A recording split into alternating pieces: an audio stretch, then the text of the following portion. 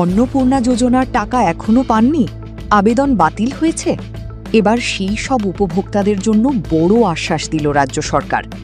বাড়ি বাড়ি গিয়ে আবেদন খতিয়ে দেখার নির্দেশ দিলেন রাজ্যের নারী, শিশু ও সমাজ কল্যাণ দপ্তরের স্বাধীন দায়িত্বপ্রাপ্ত মন্ত্রী মালতী রাভা রায়। বিস্তারিত জানাচ্ছেন।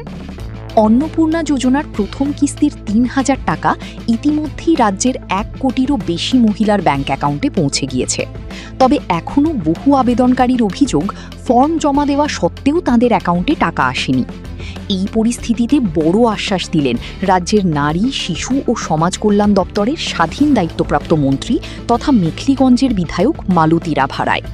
রবিবার তিনি জানান, যাদের আবেদন বাতিল হয়েছে বা এখনও টাকা পাননি তাদের প্রত্যেকের বিষয় নতুন করে খতিয়ে দেখা হবে।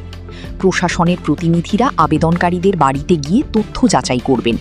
কেন আবেদন বাতিল হয়েছে, কোথায় সমস্যা হয়েছে এবং আবেদনকারী প্রকল্পের সুবিধা পাওয়ার যোগ্য কিনা সমীক্ষার মাধ্যমে তা নির্ধারণ করা হবে।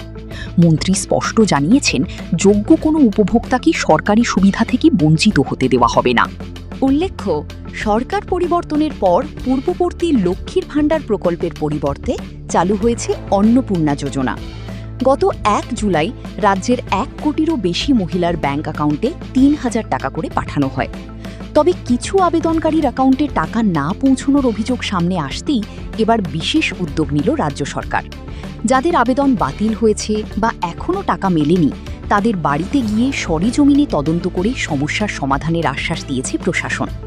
অর্থাৎ যারা এখনও অন্নপূর্ণা যোজনার টাকা পাননি তাদের জন্য আপাতত স্বস্তির বার্তা। প্রশাসনের সমীক্ষায় যোগ্য প্রমাণিত হলে যাতে কেউ বঞ্চিত না হন সেই লক্ষ্যেই শুরু হচ্ছে বাড়ি বাড়ি যাচাইয়ের প্রক্রিয়া। আপনারা দেখছেন হচ্ছেটা কি? দেখতে থাকুন, আমাদের পছন্দ ও শেয়ার করুন।